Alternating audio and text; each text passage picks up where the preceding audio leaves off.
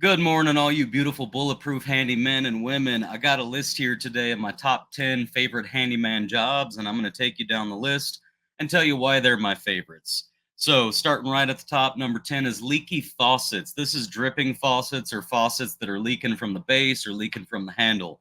Here in Tucson, we have really hard water, so the inside metal parts that the water moves across kind of get turned into sandpaper with all the deposits that get made, and they rub down the O-rings and the packings and stuff. So if you replace O-rings and packings, yes, that can be a quick job, but if you replace those, they're almost certainly going to just sand those parts back down again, and then you're going to have to get a call back on that job that you may or may not be able to charge for. So my policy here is, if whether it's dripping, whether it's from the handles, whether it's from the base, my policy, unless it's something super obvious that I can just fix on the spot and know it's going to stay fixed, is to just replace the faucet. Now, I use the Glacier Bay Market faucet. This faucet is so insanely easy and fast to install, and it's a good match for just about any replacement faucet that you're doing. It's also been solid. I've put in far more than 100 of them in the last 4 years, and I've literally never had one come back with any issues whatsoever. So these are my favorite because, number one, since I have a standard faucet that I'm going to put in to replace the old faucet, I can keep that in inventory. So this job requires no trip to the store. Number two, because of the deal with the calcium and stuff in the water here, I already know I'm not even going to attempt to repair it most of the time. So for me, a leaky faucet means I show up with a new faucet, I go inside with the tools and the faucet, I yank the old faucet out, I put a new faucet in, and I'm done. And this is like a 15, maybe 20-minute job at the most, and I'm charging $150 for that. Simply because it's plumbing, I bumped that up to $150. So, with the rare exception, like maybe one out of every 15, one out of every 20, the old faucet is rusted on and you have to cut it off, which even that only adds about 5 or 10 minutes to the job. But with that one rare exception, these are always 15 to 20-minute jobs that I'm charging $150 for. So I just love it when I get a leaky faucet work order. Number nine is going to be vanity pop-up. So that's your bathroom vanity. You've got that rod in the back that you pop up and down to make the stopper come up and down, right? These are all extremely easy too. You've got the rod, you've got a connector piece to the rod underneath the cabinet. That connector piece goes to a rod that goes into the drain pipe, which puts a rod inside the drain pipe that your stopper connects to at the bottom. So when you pull up here, it pulls the bottom rod up, which pulls the stopper down, and you push and it does the opposite. They're all the same parts. They're all very easy to replace. They're mostly universal parts. There are a couple exceptions, but you can build a kit that has the exceptions in them. And again, this is usually something like a 5 to 10 minute job at most. On a move out, I'm going to charge, I think I'm in the ballpark of about $50 to do that. But if this is a one off job at a tenant occupied property, again, I'm going to get this job done in 5 to 10 minutes, and I'm just going to charge my base trip fee, which is $125 for that. So it's a very profitable, very predictable, very easy job. Never requires a trip to Home Depot. Now, number eight is going to be closet bypass doors. And these closet bypass doors, they have a headrail up on top that's often damaged. And then they have wheels that attach to the back sides of the doors that kind of grab into that headrail and slide back and forth. The most common problem with these is simply that they've popped off the track. So sometimes all you need to do is pop them back into the track. Worst case scenario, you replace the headrail and the hardware. And to do that, really all you've got to do, sometimes if you've got the guide at the floor, sometimes you got to pop that guide out first. But once you've got the guide out of place, you can just swing the door out, pop it off the rail, lean it up against the wall, swing the other door out, pop it off the rail, lean it up against the wall, take out about 5 screws for the top headrail, pull that old headrail down. I always keep a new headrail, a very long headrail. It's usually too long, but I keep that with me. So you take that old headrail down, you go outside, you grab your new headrail that's longer than you need, grab your grinder and your cutoff wheel, and you just cut that thing off at the same spot the old one was cut off at. Take it inside, 5 screws to go back up, hang those doors back on it. You might need to replace the wheels on the doors. That's also like a 1 minute job per little set of wheels. So if you need to replace the wheels, hang those back up, put your guide back down at the bottom, and you're done. You're good to go. Again, 15-minute job. I know that seems a little absurd to think you could do that in 15 minutes, but I promise you, if you try it from the moment you knock on that door and enter the house, it is such a fast job. Once you've done a bunch of them, it's such a fast job that you are driving away, done with your job completely 15 minutes later. And to do something like that, I feel like I usually charge 125 or 150, but I feel like I could be charging more on that and nobody would really bat an eye at it because again, it's replacing all of the hardware for that door set and it's something that a lot of other handymen are going to struggle with. Typically, they're going to try to bend that headrail back into place, which will work for a month or two, but that's already weakened metal once it's been bent down and you bend it back up. It's just going to keep bending. It's also going to have little divots in it. So as you slide the door is going to bounce and it's going to knock those divots deeper.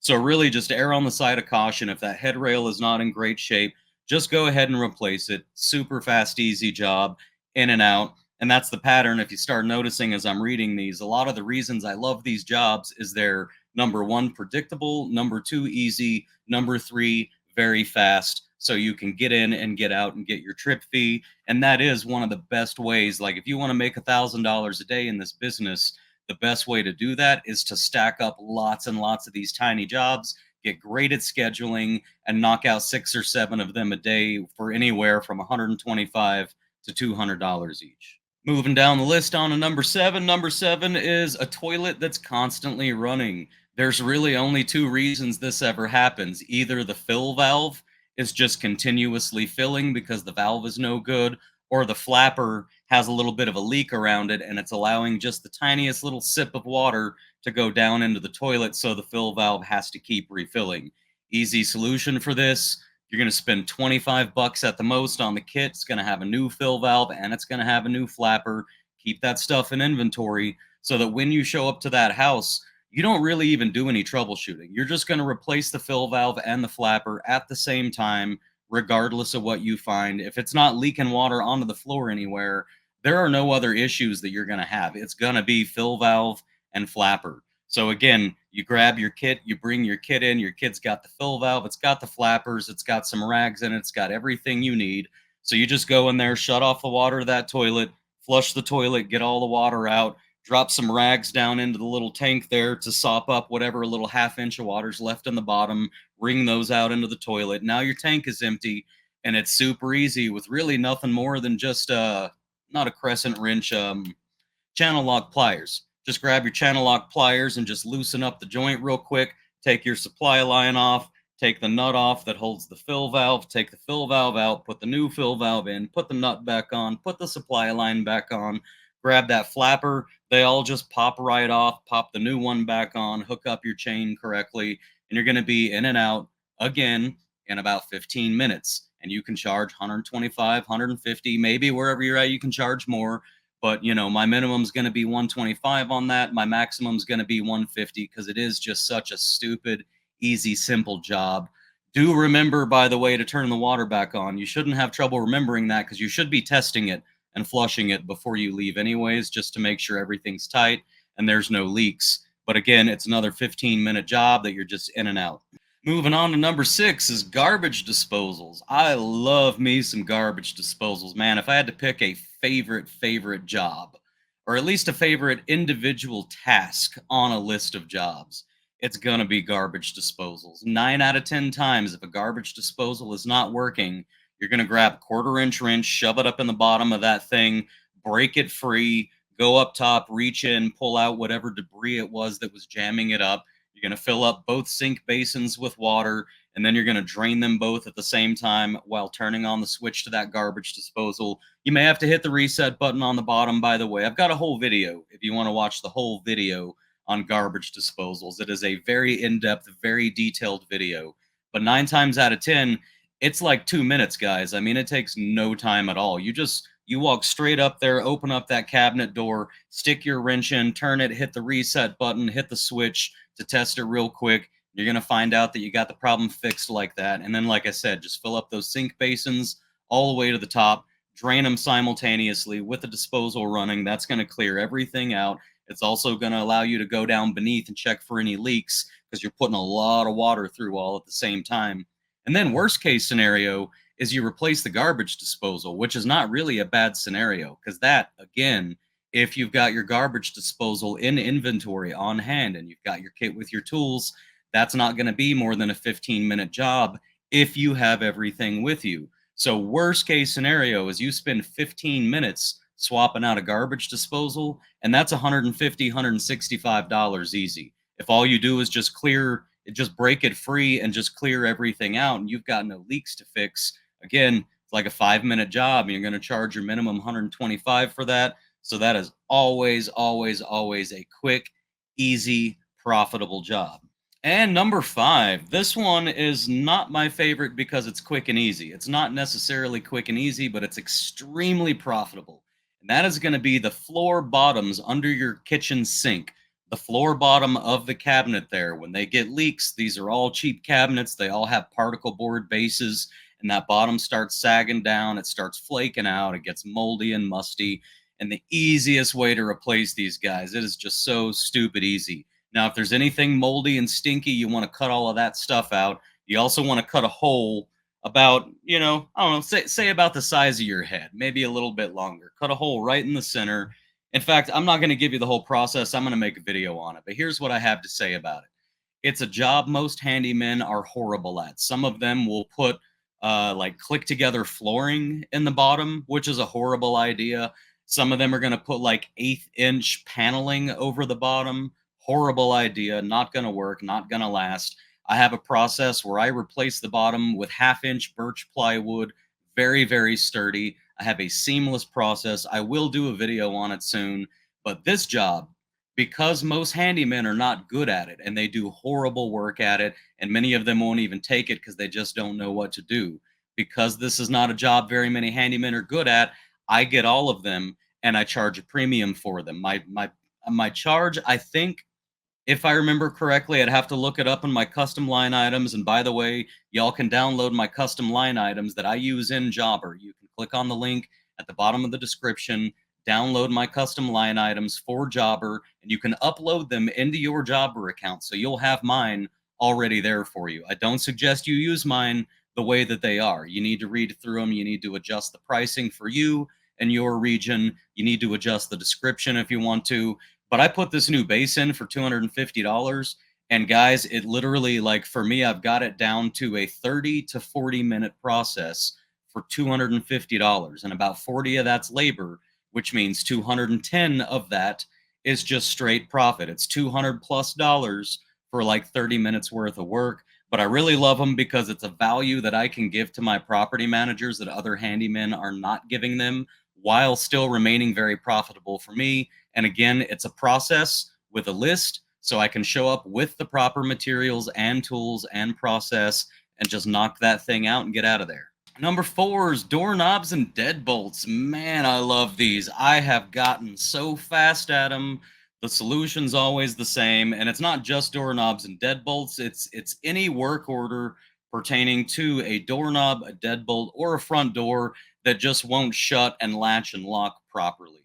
These are stupid simple jobs here. They are, again, something that I either have an inventory for, or quick tip, go on Zillow beforehand. If you can't get the tenant or the homeowner, whoever you're doing the work for, if you can't get them to send you a picture of it so you know what like kind of replacement you need, if you can't get that, go on to Zillow, look up pictures of the house on Zillow, and you'll probably find a picture showing the front doorknob. So you'll know if it's gold, silver, whatever color it is. Is it a lever, a knob, a latch, a handle, whatever it ends up being? Show up with that already in stock. And even if you have to change out both the doorknob and the deadbolt and adjust the strike plate a little bit and tighten some hinges, at worst, it's a 20-minute job. But I will tell you, most of the time, you're just going to be tightening up the hinges. I always do that first. I just check. I don't want to be adjusting things to make a door shut properly if the hinges aren't tight. Because someday, if those hinges get tightened, then it's not going to latch properly. And if they're already loose, they're going to get more loose. So you don't want to call back. So just go straight to the hinges. Make sure the door is screwed into the hinges and the frame very tightly. Once you've got that done, you're basically just going to be either moving a strike plate so that everything lines up correctly. Make sure you have a chisel for that. Or you're going to be replacing the doorknob and or the deadbolt or both. And it's super fast, super easy. easy to have the materials and inventory for. Sometimes you just need a latch. Sometimes you don't even have to replace the whole thing. You just need the latching mechanism, but it's a very profitable, very predictable job that you can just show up, knock out, and get out of there. Number three is another specialty of mine. It really is truly one of my favorites. Is towel bars and TP holders. Welcome to the Bulletproof Handyman Business Channel, where I share everything I've learned to help you start your own handyman business to provide your family with the life they deserve. There are no paywalls here. I like money, but I don't want yours. Spend it on your family. I'm now demonetizing all future videos on YouTube, so this is your only ad. I'm committed to helping you start your business for free and to building a website to give you all free leads instead of getting ripped off by Angie's List and Thumbtack. If you benefit from this channel and you want to contribute to its success, then use my links in the description to purchase the products and services that you're already going to need anyways. If they're not right for you, then don't purchase them. I mean that. Don't buy stuff you don't need. I've used Jobber to run my entire business for 4 years because they're the best on the market and I couldn't have succeeded like this without them. My link comes with an exclusive discount of 20% off for the first 6 months. Use Wix to build your own website. It's so easy, even a handyman can do it. Form your LLC online with Northwest Registered Agent for $40 plus whatever your state filing fees are. They don't nickel and dime you on a package that you thought was free like the other guys. I've also insured my business with Next Insurance for 4 years now because they're the leader in the construction trades insurance industry and they have a reputation for taking care of their clients. For accounting and taxes, QuickBooks is the obvious choice and they sync with Jobber. You can also click on the link at the bottom of the description to access the free masterclass and to download all my free business documents. You have no idea how much of a difference it makes when you subscribe to the channel and like and comment on the videos. That's what the sponsors look for, and the sponsors are who make it possible for me to take time from the business to give that time to you guys. Seriously, if you like the content, then click the button and leave a comment. It's that easy. Finally, I want to thank each and every one of you for making this entire project possible. I don't deserve the opportunity y'all have given me, but I promise you I'm doing everything I can to live up to the role. I love you guys and I hope you're all out there killing it. It seems like everybody messes around with these in the weirdest way. Every time I pull one off, there's like 3 different holes behind it, or there's patched holes right beside it. And you can tell that every handyman in the past who came to do this job, where the towel bar or the TP holder was falling off the wall or loose or pulled out, every time it seems like they're trying to put all kinds of stupid, crazy, new, bigger, fatter hardware into the holes. Or if it's too eaten out, then they're moving it over 2 inches. Now they've got to patch and paint the old holes. They never do a good job of it. It just feels like the most random job that nobody does a good job at. But again, it's a job that I have a kit for. The kit has toggle bolts in it. My custom line items I was just telling you about already have the description of the work that I did because I do it the same on every one. Unless there's a stud, I just take the whole thing off the wall.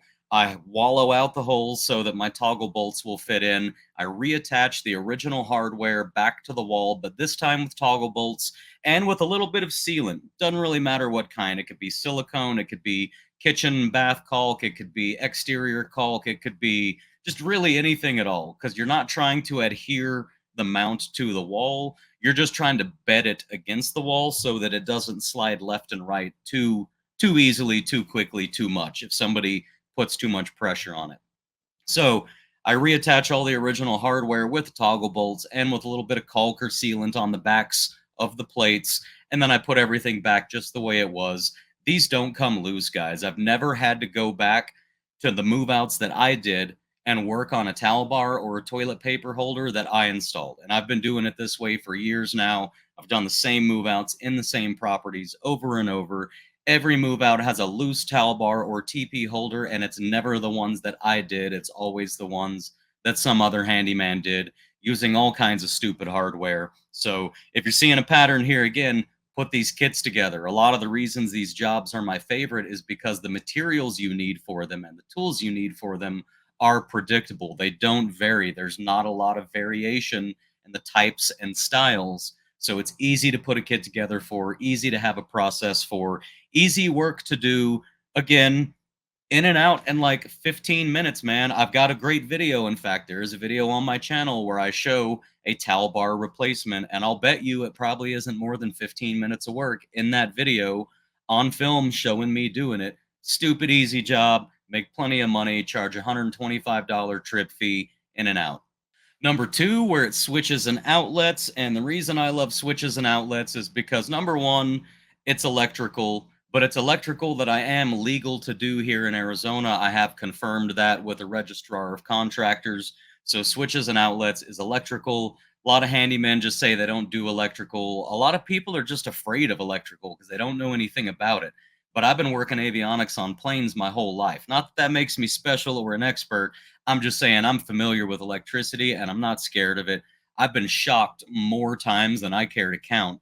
So for me, a switch or an outlet, especially if it's physically broken, if it works, but there's just physically like a crack or there's something actually manually broken on it and I'm just going to replace it, I keep a great inventory of switches and outlets of all the colors, shapes, and sizes. And you can just go in there and swap that thing out in literally 5 minutes. Somewhere, it might be one of my shorts. It is way further back. I've got a video of that. And when I'm doing a lot of them in a process, like if I'm changing out all the outlets in a house, when I go through and do that process, it's a minute to a minute and a half per outlet. So you show up at that front door with your kit, you go straight to the outlet or the switch, you pop it off. And I know what y'all are thinking. Don't forget to turn the circuit breaker off. I don't turn the circuit breaker off. You can. I suggest you do, in fact, if you don't like getting shocked. I don't mind getting shocked. I'd say 1 in every 5 I get shocked because I don't bother with the circuit breaker. I go straight to the outlet. I'm very careful with the way that I touch it and handle it so as to minimize my chances of getting shocked. But basically, if you're holding it correctly, you can pop those old wires off, get the new one, pop the new wires back on, stick it back on the wall, zip those screws back in, put that cover plate back on, test the switch or plug something into the outlet, like just an outlet tester to make sure it works, and you're done. You're good to go. It's an electrical job, minimum 150 for that. And really, for me, it depends on the property manager and it depends on the value of the property. It depends on a lot of factors, but that's a minimum of 150.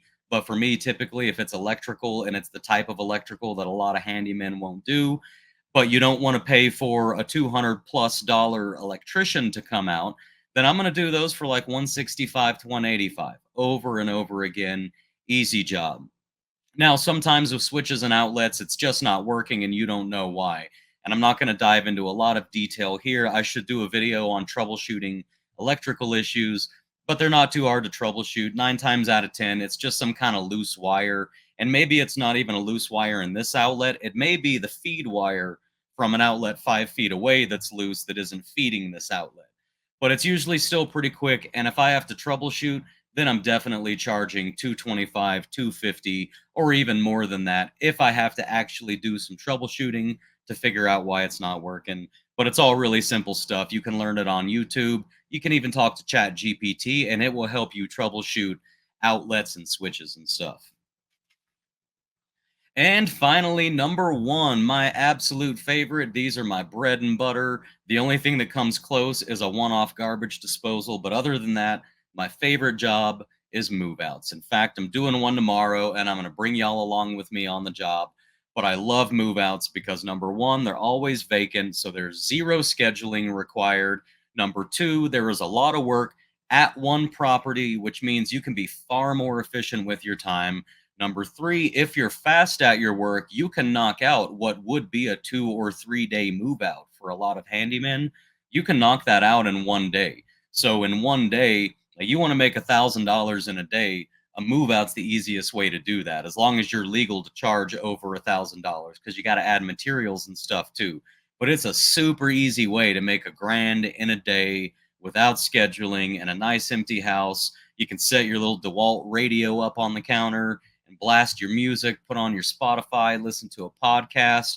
And just for me, they're amazing days. For me, a move out day is just when I get up in the morning, I'm almost excited still to go do move outs because it's a challenge and I get to find out how fast can I get all of this done correctly? How efficient can I be? How many dollars per hour can I put in my pocket for a nice 6 or 7 hour day? That's always what move outs are for me. And like I said, I'll be doing one tomorrow and I'm going to live stream as much of it as possible with you guys.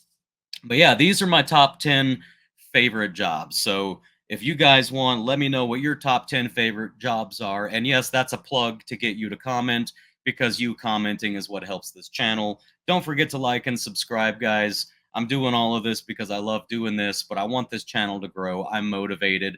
liking, subscribing, and commenting is the #1 best way to help me. Doesn't cost you anything. The more you do it, the bigger the channel gets. The bigger the channel gets, the more sponsors I can get, or the more money I can get from the sponsors. And yes, I like money. I've always liked money. I've never been afraid to say that. So like, subscribe. It'll increase my revenue. The more revenue I get, the less I have to go actually work on jobs, and the more I can make content, build kits, make new videos, build the website that I want to build to help y'all get free leads. So please just do that for me. Like, subscribe, comment, engage with the channel.